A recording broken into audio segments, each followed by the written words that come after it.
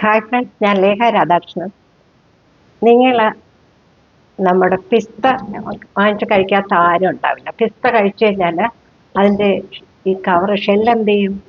എടുത്ത് കളയാനല്ലേ പറ്റൂ. കുറച്ച് പേരെങ്കിലും അത് ചിലപ്പോൾ ആർട്ട് വർക്ക് ഉണ്ടാക്കാം. ഞാൻ ഉണ്ടാക്കിയ ആർട്ട് വർക്ക് ഉണ്ട്. ഇത് നമ്മുടെ കണ്ട കേക്ക് ബോർഡാണ്. കേക്ക് ബോർഡിൽ ഞാൻ ഈ ഗം ഉപയോഗിച്ച് നമ്മുടെ പിസ്ത ഷെല്ല് ചുറ്റും ഒട്ടിച്ചിട്ട് നടുക്ക് ഗ്ലാസ് പീസസ് ഞാൻ പറഞ്ഞില്ല, ഇത് നമുക്ക് വാങ്ങാൻ കിട്ടും. ഗ്ലാസ് പീസ് പല ഡിസൈനിലുള്ള ഗ്ലാസ് പീസ് കിട്ടും.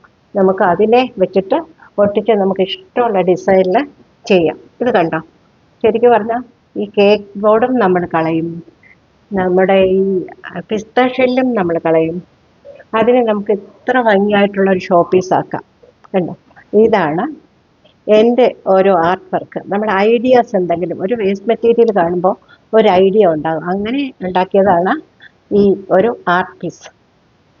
അപ്പം ഇനി പിസ്ത ഷെല്ല് കൈ കിട്ടുമ്പോൾ ആരും കളയില്ലല്ലോ അല്ലേ? ഓക്കെ, നെക്സ്റ്റ് അടുത്ത ഒരു നല്ലൊരു അടിപൊളി ആർട്ട് പീസുമായിട്ട് നാളെ കാണാം.